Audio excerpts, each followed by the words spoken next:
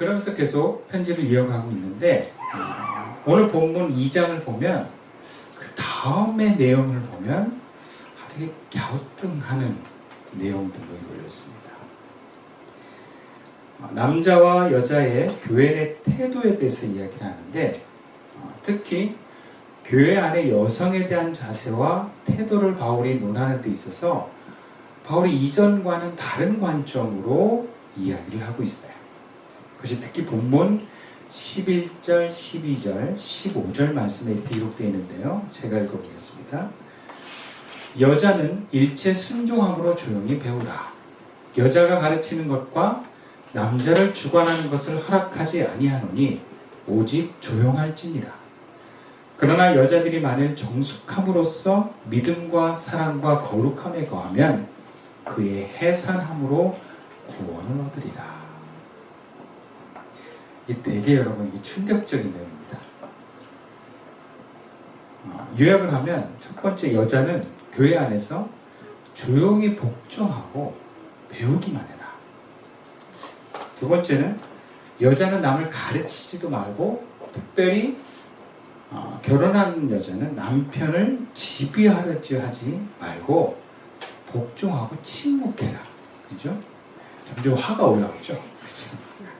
세 번째는 여자는 자녀를 낳아 기르면서 믿음과 사랑과 순결로서 단정한 생활을 계속하면 충격적이야. 구원을 받을 것이다. 여러분 21세기 현대 여성이 들으면 바울이 무슨 탈레반하고 무슨 관련 느낌이 들 정도예요. 아니 성경에 이런 말씀이 있어? 라고 생각합니다. 근데 바울이 정말 그렇게 여성을 뭔가 이렇게 차별하고 비하하는 사람이냐? 그렇지 않습니다. 우리가 전에 함께 나눴던 에베소서라든지 골로새서를 보면 바울은 여성들을 남성과 동등하게 놓고 오히려 그 당시 여성들을 이렇게 더 낮게 보았던 문화적인 것에 비해서 훨씬 더 권위와 여성의 위치를 높이려는데 앞장선 사람이다 라는 것을 우리가 함께 나눴습니다. 그런데 왜 이 느지막이 디모데전서에서는 이렇게 여성에 대해서 편협적인 태도를 이야기하고 있는 것인가? 우리가 먼저 알아야 될 것은 항상 성경의 말씀을 나오고 해석하고 받아들일 때는 문자 그대로가 아니라 당시 배경과 본문의 맥락을 이해하고 받아들여야 됩니다. 그러기 위해서 오늘 본문을 해석하는데 특별히 필요한 두 가지 전제가, 첫 번째는 바울의 이 디모데전서는 에베소 교회 영지주의자들, 교회 안에 영지주의자들이 지금 막 세력을 키우고 심지어 교사의 역할을 감당하면서 교인들을 잘못 지도하고 있다라는 문제가 있어요. 그것을 의식하고 썼다라는 게 첫 번째고, 두 번째는 그 영지주의자들의 주장을 그대로 가르치는 거짓 교사들 중에 대다수 많은 사람들이 여성이었다라는 거예요. 그래서 본문 9절부터 여성에 대한 바울의 고면은 에베소 교회 내에 거짓 교사로 가르치고 잘못된 교리를 전하는 영지주의에 현혹된 여성들을 의식한 말씀입니다. 기록에 의하면 당시 에베소의 영지주의자들이 이렇게 주장을 했다 그래요. 여성들은 결혼하지 않아도 된다. 아니 결혼하지 마라. 또 결혼해도 아이도 낳지 마라. 그리고 어머니와 어떤 아내 역할 필요 없다. 이렇게 주장을 했다 그래요. 또 그들의 그러한 가르침에 여성들이 크게 동의하면서 받아들이고 이제는 여성들이 앞장서서 교사가 되어서 그 내용을 가르치고 있는 거예요. 바울은 그렇게 거짓 교사들에 속아서 잘못된 교리를 가르치고 있는 교회에 불순종하고 남편과 남자를 주관하려 하는 여성들을 의식해서 오늘 본문에 지도자들에게 권하는 말씀입니다. 그러니까 보편적인 진리와 보편적인 권면이 아니라 당시 에베소 교회만을 위한 특별 본문으로, 또 이 편지는 지도자들에게만 공개된 편지로 읽혀지는 것입니다. 그런 의미에서 오늘날 바울의 권면의 내용은 문자 그대로 가정과 사회, 교회에 적용하는 것은 본문을 잘못 이해하는 데서는 오류다. 안심하셔도 됩니다. 예전에 이 말씀을 가지고 좀 남성들이 많이 이용했던 것도 좀 있었어요. 오늘날도 그런 파가 있기도 하고요. 근데 오늘 본문의 여러 가지 말씀 중에 특별히 15절 말씀이 오늘 우리들에게 큰 의미가 있습니다. 오늘 본문 15절 말씀 같이 읽어보겠습니다. 시작. 그러나 여자들이 만일 정숙함으로써 믿음과 사랑과 거룩함에 거하면 그의 해산함으로 구원을 얻으리라. 바울은 여자들에게 조용할 것을 권하면서 마지막으로 여성들이 믿음과 사랑, 거룩함을 지니고 정숙하게 살면서 아이를 낳음으로 구원을 얻을 것이다 라고 말합니다. 이것은 구원은 아이를 낳음으로 얻어지는 것이다 라는 표현이 아니에요. 그러면 아이 못 낳는 여성들은 구원을 못 얻은 것 같잖아요. 그러니까 그 구원에 대해서, 보편적 구원에 대해서 얘기한 것이 아니고 그리스도인 여성이 오늘 본문의 전제처럼 정숙함으로써 믿음과 사랑과 거룩함에 거할 때 그 당시에 그 여성들이 가는 길은 아이를 낳는 것이 자연스러운 것이었다. 이것은 다른 표현으로 얘기하면 그 당시 에베소 문화권 안에서 그리스도인을 포함한 여성들은 아이를 낳으며 사는 것이 숙명과 같은 자연스럽고 당연한 일이었다라는 겁니다. 그래서 그리스도인으로서 맡겨진 이 숙명을 감당할 때 거룩함의 결과로서 낳는 아이를 낳을 때 하나님 앞에 더 가까이 나아가게 된다는 것을 말하는 것입니다. 실제로 제 아내가 이제 첫 아이를 낳고 기도하는 가운데 감동을 받아가지고 둘째를 낳아야 되겠다 그러더라고요.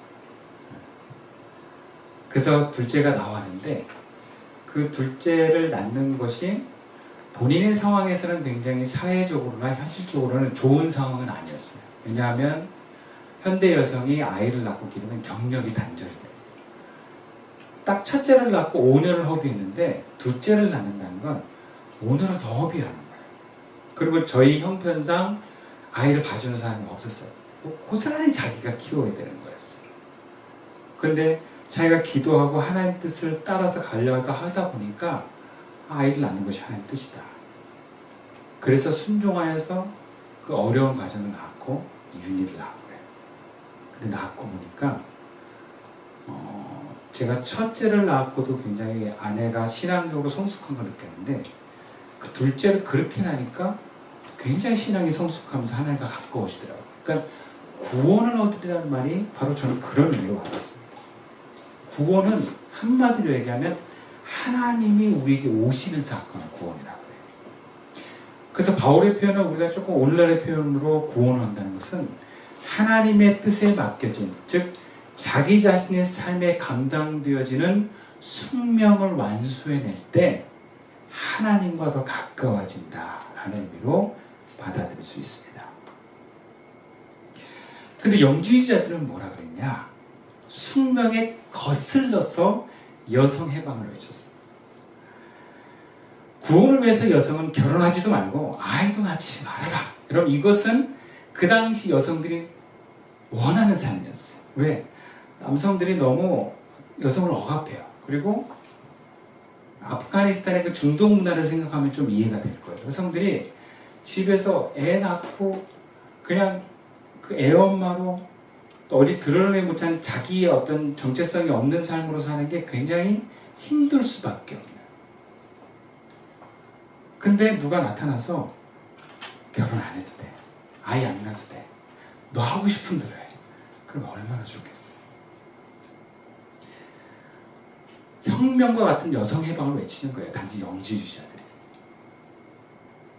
근데 문제는 이것이 하나님의 가르친 것처럼 구원의 길인 것처럼 얘기하면서 결국 그 당시 그리스도인의 여성이 감당해야 될 숙명을 거스르게 하는 데 있었다는 것입니다.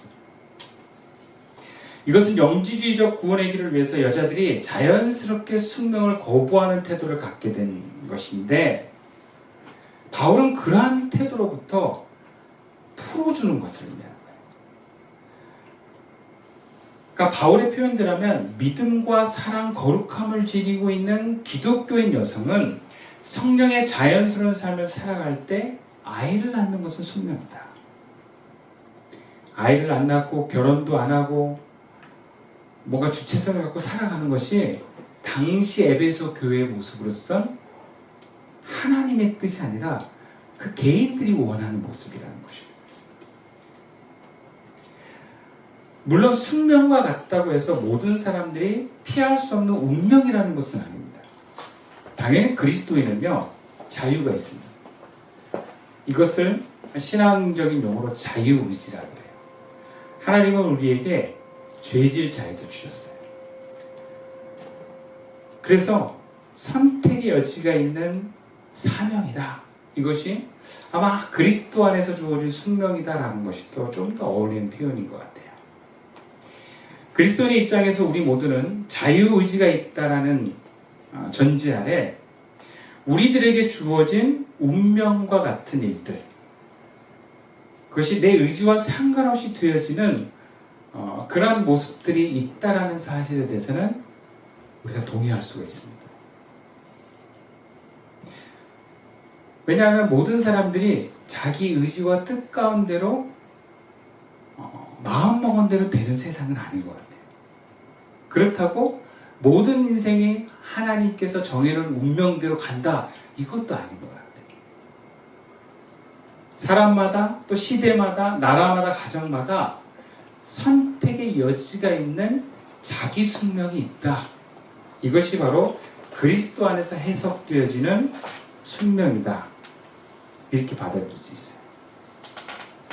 그러니까 오늘 본문 15절에서 여성은 아이를 낳는 것이, 거룩한 여성들이 갖는 아이를 낳는 것이 당연한 거지만 그걸 또 거부할 자유가 있어요. 여성들에게. 그러나 그 당시 그 교회 교인들한테는, 거룩함을 입은 성도들은 결혼해서 아이를 낳는 것이 숙명이라는 것입니다. 그런 의미에서 오늘날 그리스도인의 경우 자기 나름대로 다 선택의 여지가 있는 숙명들이 있다. 그렇게 말씀드릴 수 있어요. 예를 들려면 정말 본문에서처럼 어떤 사람은요, 결혼해서 아이를 낳는 숙명이 있어요. 또 어떤 사람에는 정말 교회를 섬기고 교인을 돌봐야 되는 숙명이 있어요. 또 제가 어떤 교인들 얘기 들어보니까 개척교회를 돕는 교인이 숙명인 사람도 있다고 그러더라고요. 네. 교회를 개척하면 이걸 하나님 나에게 이 개척을 함께 하라는 숙명이다. 그래서 더 그 개척의 의미를 갖는 성도들이 있더라고요. 또 어떤 사람은요, 자기가 아버지가 아닌데 그 가정의 가장이 되어가지고 가족 구성원들을 책임지고 먹여 살려야 되는 사명들이 있는 사람들이 있어요. 운명처럼. 또 어떤 사람은 직장 생활을 했어요. 여러분, 직장이 얼마나 이기적인 세상입니까? 근데 거기서 회사와 직원들을 섬기고 돌봐야 될 그런 운명과 같은 사람들이 있어요.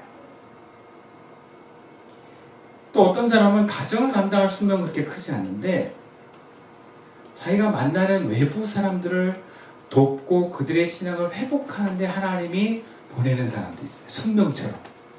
그냥 그런 사람들을 만나요. 그냥 나가기만 하면. 또 그렇게 도와주는데 마치 뒤통수도 맞는 것도 운명인 사람들이 있어. 맨날 뒤통수를 맞아. 왜?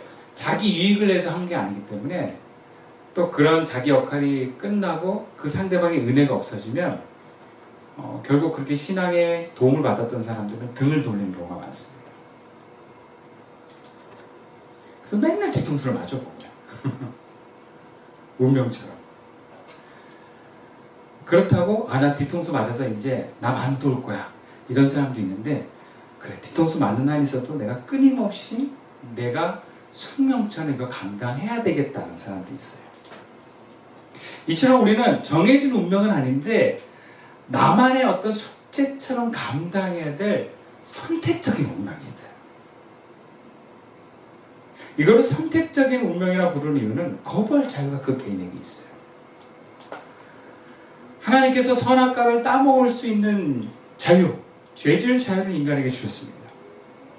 그러니까 우리 모든 그리스도인들은 나에게 하나님이 주어진 사명을 선택할 자유가 있습니다. 안 할 자유가 있어요.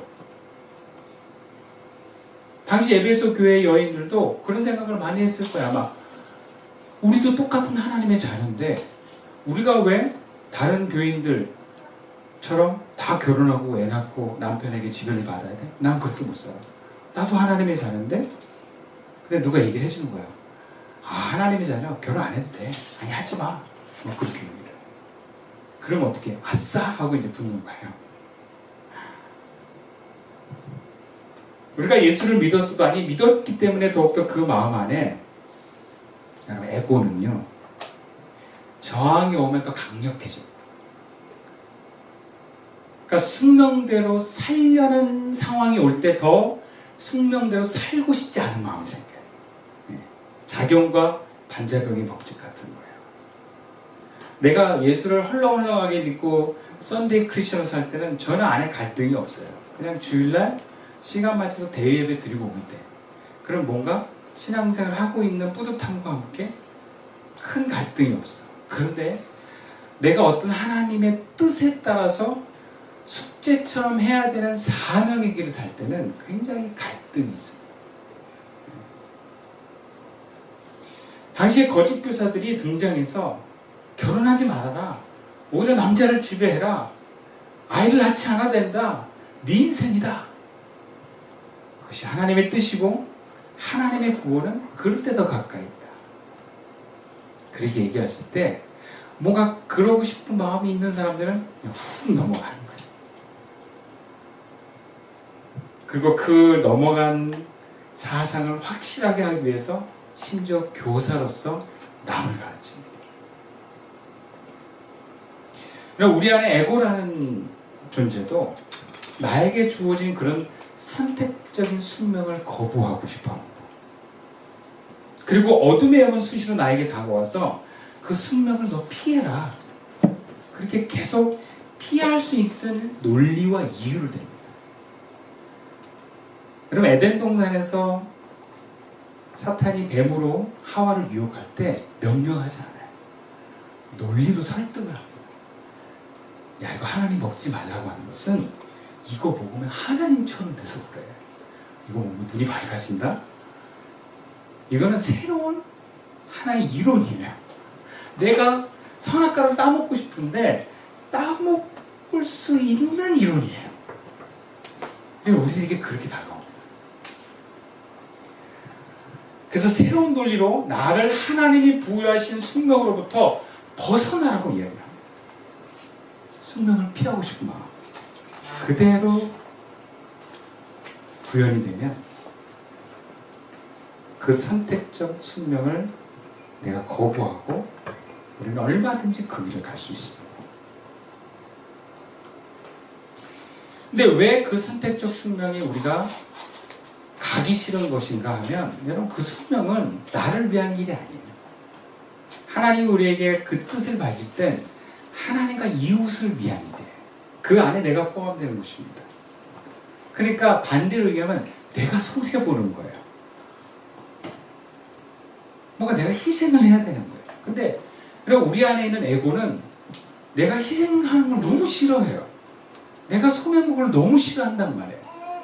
그러니까 항상 반대일 수밖에 없는 거예요. 그 숙명을 감당하려면 소중한 무언가를 포기해야 되는 경우가 많습니다. 그래서 그런 숙명을 피할 누군가의 가르침이나 새로운 논리가 주어지면 하와처럼 덥석 물어버릴 수 있는 것이 우리의 실존이에요. 누구나 그럴 수 있어요. 그러면 이런 마음이 들 수 있습니다. 왜 우리는 하나님 주신 이런 선택적인 숙명을 피하면 안 되냐? 그죠? 아, 내가 예수 믿고 구원받는데 꼭 그렇게 삶마저도 그분에게 맡겨야 되고 내가 손해보면서까지 주어진 숙명을 살아야 되느냐라고 물을 수 있어요. 왜? 너무 싫잖아요, 마음속으로. 제가 이것을 말씀이 아니라 권면하잖아. 그럼 그만 좀 하세요. 막 이렇게 얘기하는 사람도 있어요. 왜 자꾸 강요하고 그러세요? 강요한 적은 없는데 강요를 받는 거죠. 본인도 그렇게 알고 있기 때문에. 그러니까 여러분, 우리는 그런 신앙적인 어떤 그 고뇌가 일어났을 때 우리 마음을 한번 계속 들여다봐야 되는 이유가 여기 있습니다. 왜 나는 꼭 이 길을 가야만 하는가? 이 길을 안 가면 안 되는가? 그런 고민을 숙명을 따라 걸어가는 사람들은 치열하게 반드시 하게 되어 있어요. 결론적으로 얘기하면 여러분, 우리에게 숙명을 거부할 자유는 있습니다. 그러나 숙명을 포기하면 하나님과 멀어질 수밖에 없습니다. 물론 여기서 멀어진다고 하는 것은 천국에 못 간다는 얘기는 아니에요. 차이가 있다면 하나님과의 거리감 정도라고 이해할 수 있어요. 그러니까 하나님이 나를 통해서 당신의 뜻을 이뤄가느냐, 아니면 하나님은 믿는데 그냥 나대로 사느냐의 차이라고 볼 수 있습니다. 비유를 들자면 모세와 함께 광야를 떠났던 이스라엘 백성들이 광야의 이스라엘 백성으로 살 것이냐, 아니면 요단강을 건너서 가나안 땅의 7족속을 몰아내면서 그 땅을 하나님의 나라로 만드는 삶을 살 것이냐의 차이라고 볼 수 있습니다. 어쩌면 광야에서 삶이 좀 척박하긴 해도 좀 마음은 덜 두려울 수 있어요. 전쟁이 느리는 게 아니거든요, 광야는. 그리고 물론 어려움 속에서 광야에서 죽어나가는 사람도 있지만 구름기둥 불기둥은 여전히 있고 만나가 내리고 가끔씩 하나님이 또 매출하기도 좀 보내서 고기도 먹고 살아가게 하십니다. 근데 가나안 땅은 전쟁이 있어. 내가 싸우지 않으면 죽는 길이에요. 그러니까 목숨을 걸고 목을 해내야 되는 긴장감이 있습니다. 그러니까 가나안 땅이 굉장히 힘든 삶일 수 있어요. 두려운 삶일 수 있어요. 광야가 훨씬 마음이 편할 수 있어요. 그런데 하나님과의 체감이 달라요.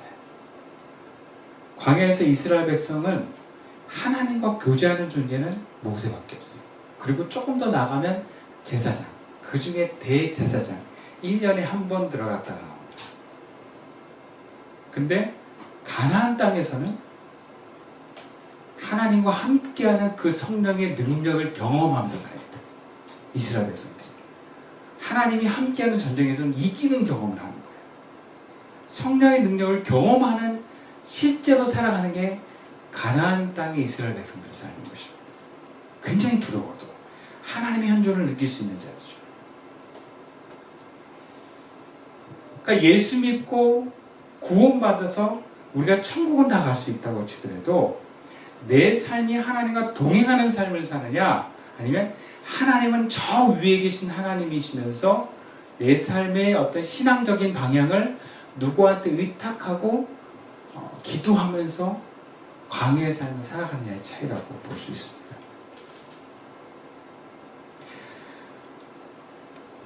근데 무엇보다도 내가 나에게 주어진 숙명을 거부하게 되면 내가 원하는 삶의 방식으로 하나님 나라의 회복을 기대하기는 어렵다라는 거예요. 다시 말하자면 하나님의 뜻 가운데 숙명을 거부하는 삶으로는요, 나도 변화될 수 없고 남도 변화시킬 수 없어요. 여러분, 변화의 주체는 하나님이십니다. 변화의 방법은 하나님이 주체예요. 그것을 위해서 내가 부름받은 삶을 살 때만 가능한 거예요. 내가 그분의 뜻대로, 그분의 방법대로 살지 않으면서 하나님 나를 변화시켜 주세요. 하나님 우리 가족을 바꿔주세요. 내 주변을 변화시켜 주세요 라고 하는 것은 환상이에요. 변화되지 않습니다.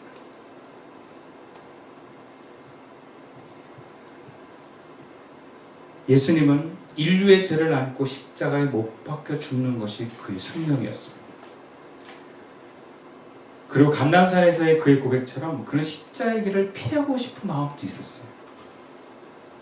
피할 수 있었습니다. 그러나 그 길은 예수님만이 감당할 수밖에 없는 길이었고 그 길을 감당할 때 구원의 문이 열렸습니다.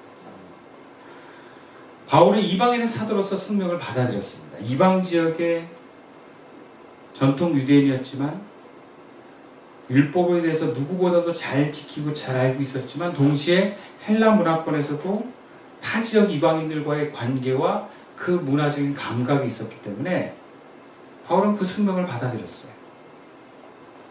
그렇게 그는 이방인을 위한 복음의 전파자로 그의 사명의 삶을 살아가는 것입니다. 근데 그렇게 숙명처럼 불려지는 삶은 굉장히 힘들고 어려운 삶일 수 있어요.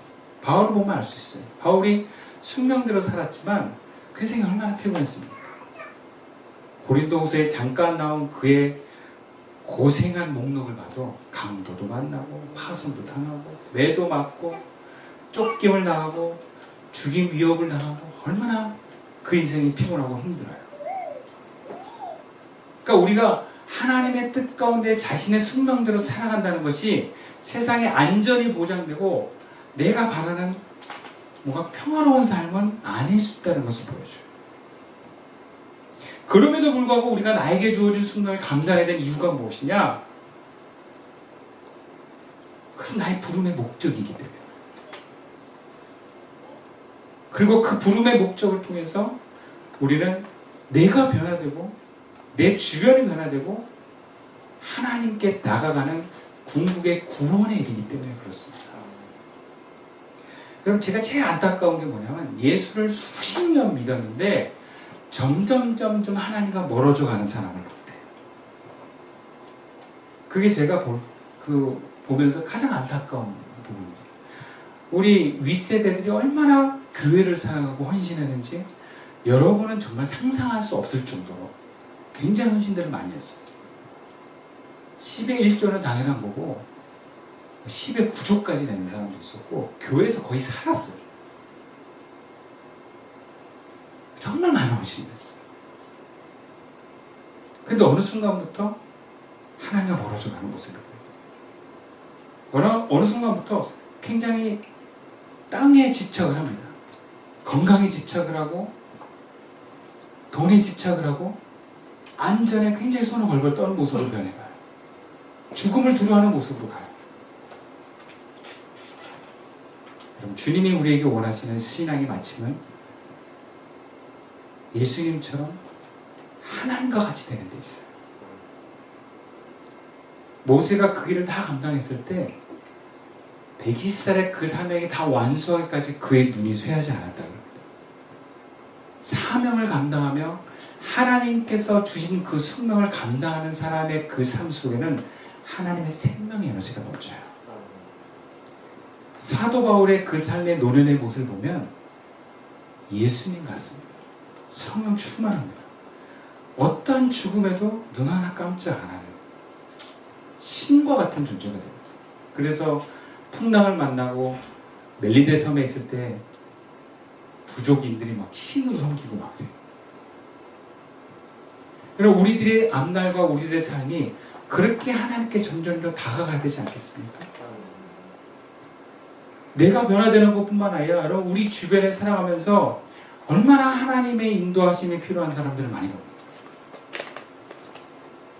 삶의 행복이 안전에 있는 것이 아니고 하나님께 있음을 믿습니다. 아멘. 그 하나님께 다가가기 위해서 하나님으로 충만하게 되기 위해서 그분이 나에게 맡겨진 숙명을